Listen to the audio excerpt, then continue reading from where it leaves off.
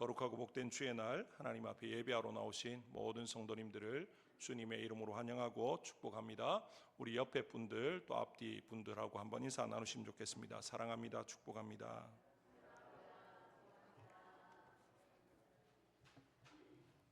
2024년을 시작한 게 엊그제 같은데 벌써 2024년의 마지막 주일 또 하나님 앞에 이렇게 예배하게 되었습니다. 지나온 시간 돌이켜보면 아직도 해석되어지지 않는 우리의 삶의 여러 또 부분도 있겠지만 분명히 이 마지막 주일 하나님 앞에 우리가 고백하며 나아가길 원합니다. 하나님은 신실하십니다. 하나님은 선하십니다. 하나님은 나를 사랑하시는 하나님입니다. 그렇기 때문에 해석이 되어지지 않고 이해가 되어지지 않아도 하나님을 믿고 의지하고 또 하나님께로 가까이 나아가고 또 하나님의 은혜 가운데 이 한 해를 잘 마무리하시는 우리 모든 성도님들 되시기를 주님의 이름으로 축복합니다. 오늘 말씀을 통해서 하나님의 비밀을 맡은 자라는 제목으로 함께 말씀을 살펴보고자 합니다. 우리는 살아가면서 크고 작은 비밀을 가지고 이 땅을 살아간다, 그렇게 말할 수 있을 것입니다. 때로 이 비밀을 누구와 얼마나 공유하느냐에 따라서 이 관계의 친밀성을 또 가늠하기도 합니다. 여러분은 여러분의 비밀을 어떤 사람에게 이야기합니까? 아무나 처음 본 사람한테 내 비밀을 막 이야기합니까? 그렇게 하지 않죠. 내 비밀을 누군가에게 말한다라는 것은 어떤 의미입니까? 내가 이 사람을 믿는다, 이 사람은 믿을 만한 사람이다, 그렇게 생각되어질 때 내 비밀을 털어놓는 거죠. 반대로 어떤 사람이 나에게 자신의 비밀을 말한다라는 건 어떤 의미입니까? 이 사람이 나를 신뢰하고 있구나, 나를 믿고 있구나. 그러니까 어떤 사람으로부터 비밀이다라고 하면서 어떤 비밀 이야기를 들으면 어떤 마음입니까? 기분이 나쁩니까? 아니죠. 이 사람이 나를 믿고 있기 때문에 이런 말까지도 하는구나. 그래서 굉장히 기쁜 마음이 들고 또 여러 가지 좋은 마음이 들 것입니다. 사람이 사람에게 어떤 비밀을 말하고 또 그 비밀을 듣게 되어지고 할 때 나를 믿는다는 그 이유 때문에도 참 기쁘고 마음이 좀 뿌듯한 그런 마음도 들 수 있는데, 오늘 본문에서 하나님이 우리에게 뭐라고 말합니까? 지금 사도 바울의 자기 스스로 이제 고백하기를 나는 하나님의 비밀을 맡은 자다, 또 우리 모든 성도들은 하나님의 비밀을 맡은 자다, 그렇게 말합니다. 사람의 비밀만 알아도 기쁘고 즐겁고 나를 믿어준다는 그것 때문에 좋은데, 하나님의 비밀을 안다? 또 하나님의 비밀을 아는 정도가 아니라 그 비밀을 하나님이 나에게 맡기셨다라고 하면 이것은 말로 다 표현할 수 없는 큰 기쁨이고 또 너무나 벅찬 일이 아닌가라는 것이죠. 하나님이 저와 여러분에게 비밀을 알려주신 정도, 이것이 그냥 알고만 있어 이 정도가 아니라 그 비밀을 맡기셨다라는 거죠. 도대체 우리는 그러면 하나님의 비밀을 맡은 자로서 어떻게 살아가야 되는가? 오늘 사도 바울의 이 말씀을 통해서 함께 몇 가지 살펴보고자 합니다. 첫 번째, 하나님의 비밀을 경험적으로 깊이 알아야 된다라는 것입니다. 하나님의 비밀을 아는 것과 그 비밀을 맡았다라는 것은 이 차원이 다르다라는 거죠. 비밀을 맡게 되는 것은요, 그냥 거저되어지는 것이 아니다라는 거죠. 비밀을 맡은 자가 되기 위해서는 먼저 선행되어야 될 게 그 비밀에 대해서 누구보다도 정확하게 제대로 알아야만 그 비밀을 맡은 자다, 그렇게 말할 수가 있는 것입니다. 그런 측면에서 보면 하나님이 우리에게 비밀을 알려주셨다라고 해서 그냥 자동으로 비밀을 맡은 자가 되는 것은 아니다라는 것이죠. 우리가 정말 하나님의 비밀을 맡은 자가 되기를 원한다면 하나님이 우리에게 맡기신 그 놀라운 비밀이 무엇인지 그 비밀에 대해서 누구보다도 정확하게 깊이 있게 제대로 파악하고 있어야 되는 거죠. 3절을 보시면 곧 계시로 내게 비밀을 알게 하신 것은 내가 먼저 간단히 기록함과 같으니라, 이렇게 지금 사도 바울은 말합니다.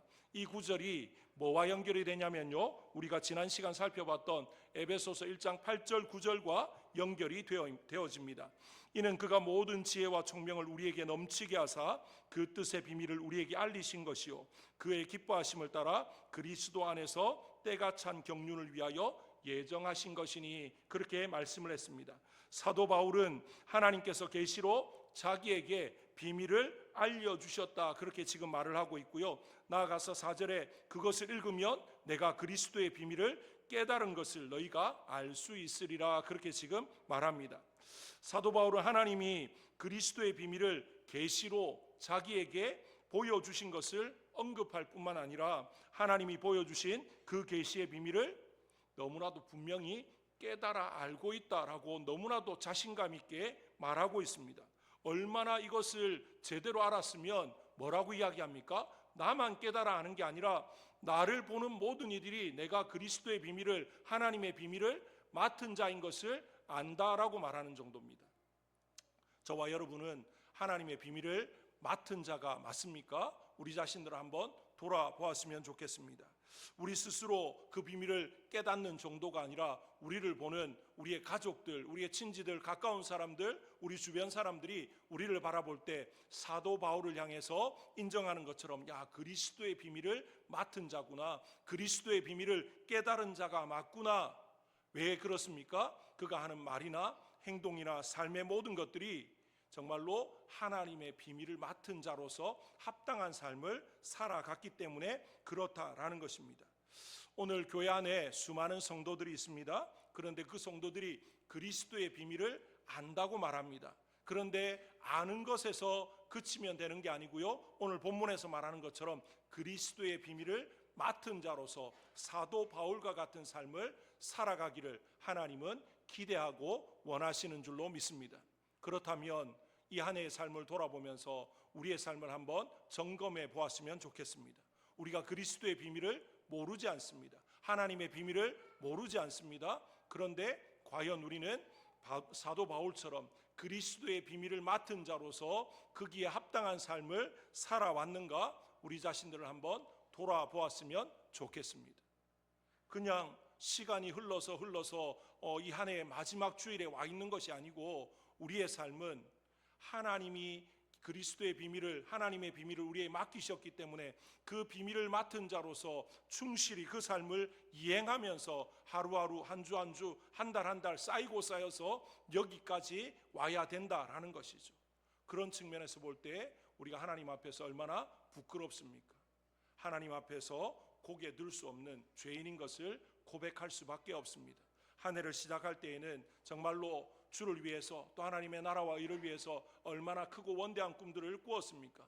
우리 자신을 위한 그런 부푼 꿈들, 기도의 제목들도 있지만 그 모든 것들이 누구를 위한 것으로 연결되어집니까? 하나님 나라와 의를 위한 것, 하나님의 영광을 선포하고 이 비밀을 맡은 자로서 합당한 삶을 살아가기 위해서 그런 기도를, 그런 소망을, 그런 결단을 했는데, 시간이 지나서 여기까지 오는 동안 그 모든 것들이 순간순간 잊어질 때도 있고 흐려질 때도 있고, 그래서 하나님의 비밀을 맡은 자로서 합당한 삶이 아니라 세상 사람들과 크게 다르지 않은 그런 삶으로 살아올 때도 순간순간 얼마나 많았는지 우리 스스로가 알지 않습니까? 겉으로는 안 그런 척하지만 그런 우리의 모습들을 볼 수가 있습니다. 오늘 사도 바울은 지금 에베소 교회 성도들을 향해서, 그리고 자신 스스로를 향해서 뭐라고 지금 고백합니까? 우리는 하나님의 비밀을 맡은 자다. 거기에 합당한 삶을 살아가야 되는데, 그러기 위해서 그 하나님의 비밀에 대해서 분명히 나는 깨닫고 있고 너희도 알아야 된다라고 지금 말을 하는 거죠. 그런데 오늘 읽었던 3장 1절에서 13절까지의 내용은 조금 문맥상 보면요, 좀 맞지 않는 그런 부분입니다. 3장 1절에서 2절로 넘어가는 것보다 3장 1절에서 14절로 넘어가는 게 오히려 문맥상 자연스럽다라는 것을 알 수 있습니다. 1절에 뭐라고 되어 있습니까? 이러므로 그리스도 예수의 일로 너희 이방인을 위하여 갇힌 자 된 나 바울이 말하거니와, 지금 바울이 말하려고 하는 게 뭐냐면요, 14절 이하에 나오는 에베소 교회 성도들을 향한 기도와 간구입니다. 내가 이걸 하고자 하는데 지금 사도 바울이 그 14절로 넘어가기 전에 갑자기 2절부터 13절까지 조금 긴 내용의 말을 지금 끼워 넣고 있습니다. 무슨 말인가 하면요, 우리가 사람을 만나서 어떤 이야기를 막 하다가 내가 하고 싶은 말이 이건데 그 말을 하기 전에 이 말과 관계되어서 정말 중요한 뭔가를 먼저 말해야 되겠기에 원래 하려고 했던 말은 잠깐 접어두고 중간에 이제 중요한 말을 하고 있는 그런 경우들이 우리에게 생기지 않습니까? 지금 사도 바울이 그렇게 하고 있습니다. 1절에서 한번 나중에 집에 가서 한번 찬찬히 읽어보십시오. 1절에서 2절부터 13절을 건너뛰고, 그러니까 2절부터 13절까지를 괄호로 묶고 14절로 바로 넘어가면 문맥상 자연스럽습니다. 그런데 1절 다음에 2절이 나오는 게 뭔가 좀 어색합니다. 그런데 2절부터 13절이 너무 중요하니까 지금 사도 바울이 이 편지 가운데 지금 끼워 넣었다라는 거죠. 이제 중요하니까 좀 앞뒤 문맥이 안 맞아도 이걸 먼저 말하고, 그러면서 이제 14절에 이러므로 내가 하늘과 땅에 있는 각 족속에게 이름을 주신 아버지 앞에 무릎 꿇고 빈다라고 하면서 이제 기도의 내용을 포함하고 있는 것이죠. 그렇다면 지금 사도 바울이 마음속에 너무나도 중요하게 생각하고, 그래서 이제 문맥이나 모든 것들을 다 무시하고 끼워 넣었던 이 에베소 교회 성도들을 위해 기도하는 그 내용 앞에 너무나 중요한 사실을 밝히고 있는 이것, 그리스도의 비밀에 대해서 지금 말하고 있는데, 사도 바울이 말하는 이 그리스도의 비밀이 무엇인가라는 것이죠. 그 비밀은 2절부터 13절 가운데 가장 핵심이 6절에 나옵니다. 6절 말씀을 우리 한 목소리로 같이 한번 읽어보겠습니다. 6절입니다. 시작. 이는 이방인들이 복음으로 말미암아 그리스도 예수 안에서 함께 상속자가 되고 함께 지체가 되고 함께 약속에 참여하는 자가 됨이라. 아멘. 예, 지금 6절에 짧은 구절인데요, 중요한 반복되어지는 한 단어가 나옵니다. 그게 뭐냐면 함께라고 하는 단어입니다. 여기 보니까 뭐라고 이야기합니까? 그리스도의 비밀을 이방인들이 이제 알게 되므로 이방인들이 함께 뭐가 된다는 겁니까? 하나님의 상속자가 된다는 것. 또 함께 지체가 되고 또 함께 하나님의 약속에 참여한 자가 되는 것이다. 그렇게 지금 말하고 있습니다. 하나님이 한 세 사람을 지으신 것이 바로 교회라는 사실, 또 그 모든 것들이 이제 이 함께라는 말 속에 포함되어진 것이다라는 거죠. 그래서 사도 바울은 이 6절에 이 비밀을 7절에서는 다른 말로 뭐라고 이야기하냐면요, 복음이다라고 지금 말하고 있습니다. 이 복음을 위하여 그의 능력이 역사하시는 대로 내게 주신 하나님의 은혜의 선물을 따라 내가 일꾼이 되었다. 그렇게 지금 밝히고 있습니다. 앞선 에베소서 2장에서 하나님은 십자가를 통해 한 새 인류를 지으셨다라는 것을 우리가 살펴보았습니다. 그 한 새 인류가 무엇이라고 말씀드렸습니까? 교회다. 교회 공동체가 하나님이 지으신 한 새 인류다라는 것이죠. 그래서 우리는 그리스도의 몸이 되었다라는 것을 살펴보았습니다. 그리스도와 하나가 되었기 때문에 우리는 장차 부활의 영광스러운 몸을 입고 영원토록 주님과 함께 왕노릇하며 살게 될 줄로 믿습니다. 그런데 이것이 장차 앞으로 이루어질 일뿐만 아니라 하나님은 우리가 저 천국에서 영원토록 살아가는 이 모든 것을 보증하심과 동시에 이 땅에서도 놀라운 기적을 이루셨다는 거죠. 십자가 위에서 우리의 모든 죄를 대속하시고 우리의 영을 살리시고 나서 이 땅에 그리스도의 몸을 만드셨다는 거죠. 그리스도의 몸을 대신할 수 있는 한 새로운 인류를 만드셨는데 그게 뭐라는 겁니까? 바로 교회다라는 거죠. 그렇기 때문에 그런 의미로 우리가 교회를 지칭할 때 그 앞에 붙이는 수식어가 뭡니까? 주의 몸된 교회 또는 그리스도의 몸인 교회, 그렇게 붙이는 이유가 여기에 있다라는 것입니다. 사도 바울이 바로 이것을 알았다라는 거죠. 이게 놀라운 비밀입니다. 하나님이 이방인과 유대인을 그리고 예수 그리스도 안에서 온 인류를 하나 되게 하시고 새 인류인 교회를 만드셔서 그 교회가 그리스도의 몸으로서 이 땅 가운데 정말로 하나님의 놀라운 영광을 드러내고 복음의 비밀을 밝히는 그런 이제 공동체가 되게 하신 것, 그것을 사도 바울이 깨닫게 되었다라는 거죠. 그런 모든 것들을 사도 바울이 어떻게 알게 되었습니까? 오늘 말씀에 계시를 통해서 알게 되었다. 그렇게 지금 말하고 있는 것입니다. 사도 바울이 책을 막 읽다 보니까 그래서 그 이야기를 그 비밀을 알게 된 게 아니라 그리스도께서 자기에게 계시로 말씀하셨다라는 거죠. 우리가 사도 바울의 회심에 대해서는 너무나 잘 알지 않습니까? 사도 바울이 대제사장들로부터 이제 예수 믿는 사람들을 잡아서 옥에 가두기 위해서 이제 그런 문서를 가지고 다메섹으로 가다가 다메섹 도상에서 부활하신 주님이 사울을 찾아왔습니다. 그래서 사울을 부르시지 않습니까? 사울아 사울아 어찌하여 네가 나를 핍박하느냐라고 했을 때 사울이 누구십니까? 예수님께 대묻습니다. 나는 네가 핍박하는 예수다. 그러고 난 뒤에 사울이 예수님께 붙들리게 되어지고 이제 여러 과정을 통해서 이제 새 사람이 되어지는데, 사울이 회심을 했고 완전히 예수 그리스도의 사람으로 거듭났음에도 불구하고 분위기는 전혀 달라지지 않습니다. 사울에 대한 제자들이나 기존에 예수 믿던 사람들의 시각은 어떻습니까?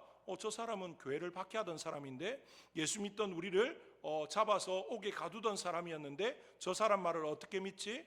그래서 우리가 잘 아는 것처럼 이제 사도 바울이 제자들과도 어울리려고 하고 또 여러 상황들 가운데서 제자들과 또 예수 믿는 사람들과 어울려 보려고 좀 이렇게 같이 지내보려고 하지만 이게 말처럼 쉽지 않은 거죠.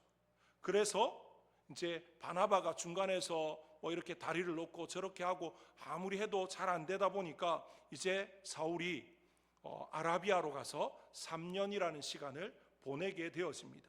갈라디아서 1장에 보면 그가 아라비아에서 3년을 지내면서 그곳에서 그리스도의 비밀에 대해서 예수 그리스도로부터 직접 계시를 받고 또 알게 되어진 것을 이제 갈라디아서 1장을 쭉 읽어가면 충분히 짐작할 수 있게끔 기록을 해놓았습니다.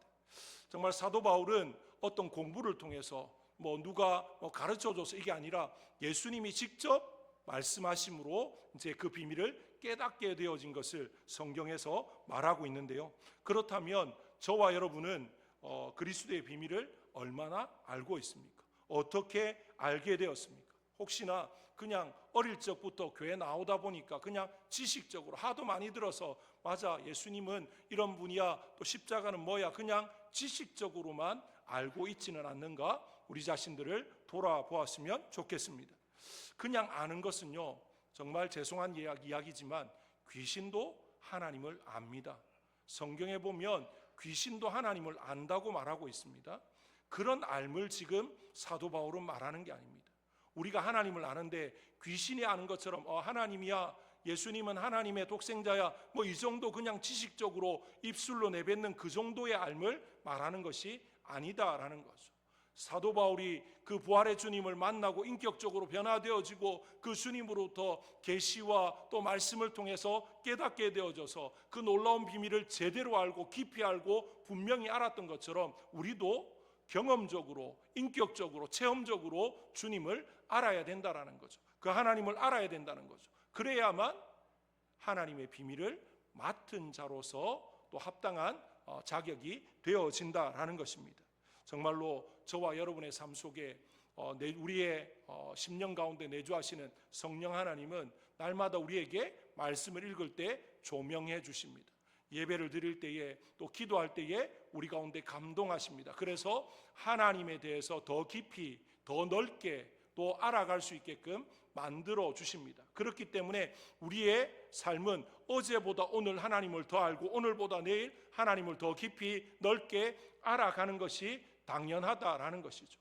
예수 믿은 지 교회 다닌 지 10년 20년이 지났는데 하나님을 제대로 알지 못한다? 그냥 앵무새처럼 그냥 어느 정도 이렇게 어릴 때 듣고 배웠던 그 정도만 읊조리고 있다? 과연 내가 하나님을 예수 그리스도를 제대로 인격적으로 경험하고 또 체험적으로 알고 있는가? 우리 자신들을 점검해 볼 필요가 있는 거죠. 그 말은 무슨 말입니까? 내 속에 성령의 역사하심을 따라서 내가 믿음의 삶을 살아온 것이 아니라 교회는 다니고 있지만 여전히 내가 주인 되어서 내 의지를 가지고 내 생각을 가지고 또 그렇게 살아오고 있는 것이다. 그렇게 또 되물어 볼 수도 있는 것입니다. 이 한 해를 마무리하는 이 시점에 우리 자신들을 한번 돌아보았으면 좋겠습니다. 사도 바울이 스스로 고백하기를 나는 그리스도의 비밀을 하나님의 비밀을 깊이 깨달은 자다. 제대로 아는 자다라고 말했는데 우리도 하나님 앞에서 부끄럽지 않게 그렇게 고백할 수 있는 하나님의 비밀, 그리스도의 비밀을 제대로 깊이 있게 분명히 깨닫고 선포할 수 있는 그런 하나님의 자녀들 되어지시기를 주님의 이름으로 축복합니다. 그 다음에 두 번째로 하나님의 비밀을 우리의 삶을 통해서 드러내야 된다라는 것을 사도 바울을 통해서 말하고 있습니다. 앞서 비밀에 대해서 말씀드렸습니다. 비밀은 어떻게 해야 됩니까? 그냥 알고 내 마음에만 묻어두는 게 비밀이지 않습니까? 그런데 이 하나님의 비밀은 그냥 내 안에만 묻어두고 알리지 않는 게 아니라 참 다른 비밀과 다르게 드러내기 위한 비밀입니다. 그것이 하나님의 비밀의 특징입니다. 세상의 비밀은요, 드러나지 않았으면 하는 게 비밀이지만 하나님의 비밀은 하나님께서 자기 백성들을 통해서 어떻게 하기를 원하십니까? 세상 가운데 밝히 드러나기를 원하신다라는 거죠. 그러면 우리가 어떻게 해야 되겠습니까? 하나님 앞에서 그 비밀을 맡은 자로서 그 비밀을 온전히 드러낼 수 있도록 그렇게 살아가야 되지 않겠습니까? 9절 말씀 같이 한번 읽어보겠습니다. 9절 말씀입니다. 다 같이 읽습니다. 시작. 영원부터 만물을 창조하신 하나님 속에 감추어졌던 비밀의 경륜이 어떠한 것을 드러내게 하려 하심이라. 지금 하나님께서 그 복음을, 그 모든 것들을 우리에게 맡기신 이유가 뭐라는 겁니까?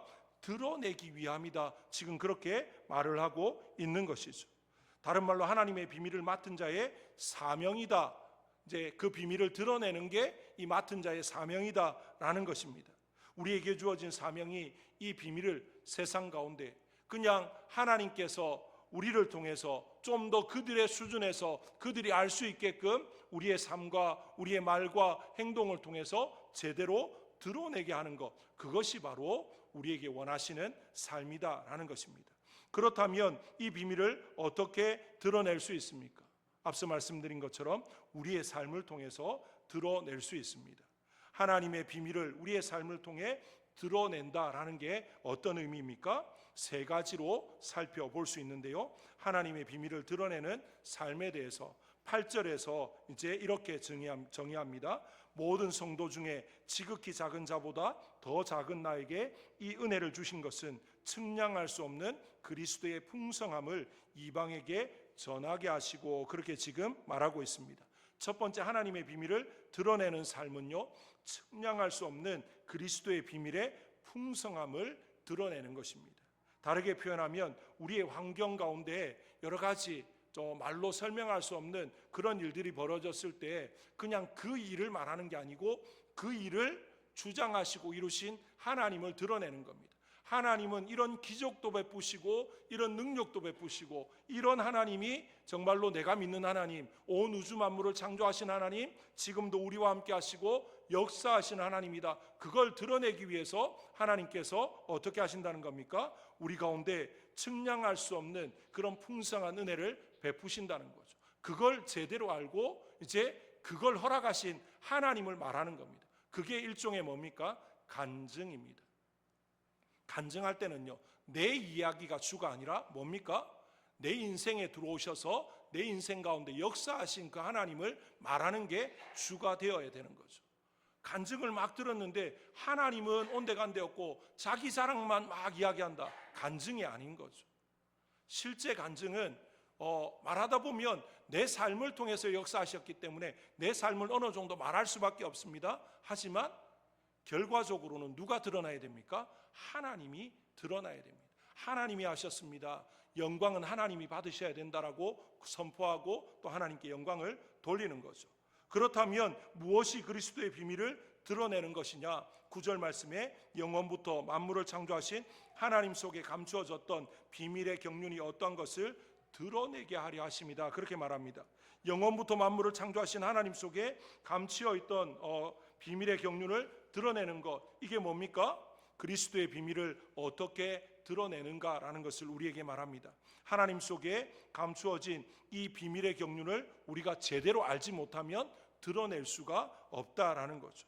정말로 매일 기도하고 말씀을 묵상하고 이 모든 것들을 통해서 우리가 뭘 알아갑니까? 이제 감추어져 있던 그 비밀, 하나님의 놀라운 것들을 깨달아가는 것입니다. 알아가는 것입니다. 그러니까 신앙생활은요, 시간이 가면 갈수록 지겨워지는 것이 아니라 새로워지는 것입니다. 한번 생각해 보십시오. 이 성경 말씀 아마 많이 읽으신 분은 신앙생활하면서 수십 독을 하신 분도 있으실 겁니다. 세상의 소설책은요, 몇 번 읽고 나면 내용이 뻔하니까 그냥 앞에만 봐도 그 뒤에 내용이 쭉 읊어지고 별로 새롭게 느껴지지 않습니다. 그런데 하나님의 말씀은요, 읽고 또 읽어도 또 새롭습니다. 왜 그렇습니까? 성령의 조명하심이 그 순간에 내 상황과 생각과 시대적인 모든 것과 연결지어져서 새롭게 또 조명해 주시고 해석해 주시고 인도해 주시니까 이 말씀은, 기록된 말씀은 변하지 않지만 그 말씀 가운데 찾아오신 하나님은 늘 새롭기 때문에 그 말씀이 우리에게는 새롭게 다가온다라는 것입니다. 그렇기 때문에 그리스도의 비밀을 우리가 이 말씀을 통해서 더 풍성하게 날마다 새롭게 알아가는 것, 그걸 지금 말하는 거죠. 마지막으로 하나님의 비밀이 어떻게 드러나는지 10절에 말합니다. 이는 이제 교회로 말미암아 하늘에 있는 통치자들과 권세들에게 하나님의 각종 지혜를 알게 하려 하심이니, 그렇게 지금 말합니다. 정사와 권세는 영의 세계를 말하지 않습니까? 마귀와 사탄을 말하는 겁니다. 하나님의 비밀을 드러내는 것은 어두운 세력들, 그 마귀와 사탄들에게 하나님의 지혜를 알리는 것, 다시 말하면 이제 전쟁을 선포하는 것과 마찬가지인 거죠. 예를 들면 이런 겁니다.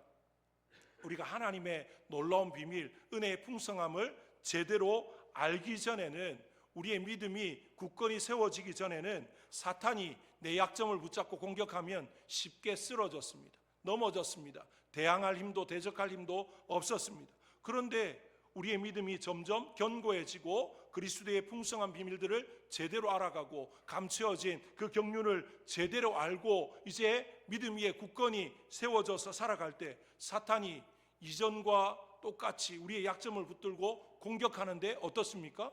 우리가 넘어지지 않습니다. 그 공격에 꿈쩍도 하지 않습니다. 이겨냅니다. 사탄이 돌아가서 점검합니다. 내 무기가 잘못됐나? 내 공격이 뭐가 잘못됐지? 앞만 살펴봐도 잘못된 게 없습니다. 뭐가 달라졌습니까? 공격이 잘못된 게 아니고 방어하는 우리가 지금 달라졌습니다. 아무리 공격해도 거기에 넘어가지 않습니다. 무엇입니까? 세상 사람들이 우리를 바라볼 때 이런 겁니다. 저만큼 되어지면 포기할 만한데, 저 정도 되어지면 믿음을 놓을 만한데, 저 정도 하면 이제 아니라고 말할 만한데 안 하는 겁니다. 우리 지나온 세월 가운데 기독교 역사에, 또 우리 한국교회사에 믿음을 붙들고 끝까지 포기하지 않았던 수많은 믿음의 선진들이 있지 않습니까? 세상 사람들이 볼 때는 이만큼 고문하면, 이만큼 힘들게 하면 예수 안 믿는다고 할 만한데, 이만큼 하면은 이제 포기할 만한데, 그들이 어떻게 합니까? 포기하지 않았습니다. 끝까지 주님을 붙듭니다. 믿음 위에서 흔들리지 않습니다. 그게 무엇입니까? 바로 하나님의 그 비밀을 맡은 자로서 그 모든 것들을 제대로 알고 그 삶을 통해서 드러내는 것이죠. 이제 그런 삶이 세상 사람들에게는 어떻게 비춰집니까? 어리석다고 비춰집니다. 바보 같다, 너무 멍청하다, 너무 무모하다, 그래 비춰질 수 있습니다. 그런데 놀라운 건요, 세상 사람들이 그런 성도들을, 그런 믿음의 사람들을 욕하면서 그 마음에 두려움이 생기는 거죠. 욕하면서 두려움이 생기는 겁니다. 아니, 저 사람은 어째서 이런 어려운 상황에, 이 극한의 상황에 포기하지 않지? 뭐가 있길래? 저 사람이 붙들고 있는 게, 저 사람이 말하는 게 진짜면 어떡하지? 그런 생각이 이제 세상 사람들에게, 그들을 박해하는 그 세상 사람들의 마음에 생기기 시작하는 거죠. 로마 시대에 그리스도인들을 그렇게 무참히 핍박하고 박해했는데, 로마가 결국에는 어떻게 변합니까? 기독교를 국교로 공인하는 지경에까지 이른 것, 그게 바로 욕하면서 박해하면서 핍박하고 무시하면서 그들 마음 가운데 생겨난 그 두려움과 경외함들이 이제 점점 확산되니까 그런 일이 벌어졌다라는 것입니다. 오늘 사도 바울이 무엇을 말하고 있습니까? 하나님의 비밀을 맡은 자, 먼저는 하나님의 비밀이 어떤 건지 제대로 알아야 되고, 그리고 아는 것에서 그치는 것이 아니라 그 비밀을 맡은 자로서 그 비밀의 놀라운 것들을 드러내기 위해서 우리의 삶을, 우리의 말을, 우리의 모든 것들을 하나님이 기뻐하시는 바대로 제대로 세워가서, 그래서 하나님의 복음을 세상 가운데 증거해야 된다. 그 일을 위해서 하나님이 우리를 뭐로 부르셨다는 겁니까? 주의 몸된 교회의 일원으로 부르셨다라는 것입니다. 교회가 존재하는 이유가 그것입니다. 교회는 하나님이 예수 그리스도를 통해서 만드신 한 새로운 인류, 새로운 공동체다라는 사실을 기억하시고 우리 교회가 지나온 한 해를 돌아볼 뿐만 아니라 앞으로 우리 교회에게 주어질 여러 시간들 가운데 하나님의 놀라운 비밀을 세상 가운데 밝히 드러내어서 하나님의 영광을 선포하고 복음을 드러내는 아름답고 복된 교회로 세워지는 그런 교회로 또 그 교회에 속한 우리 모든 성도님들로 세워질 수 있기를 주님의 이름으로 축복합니다. 우리 시간에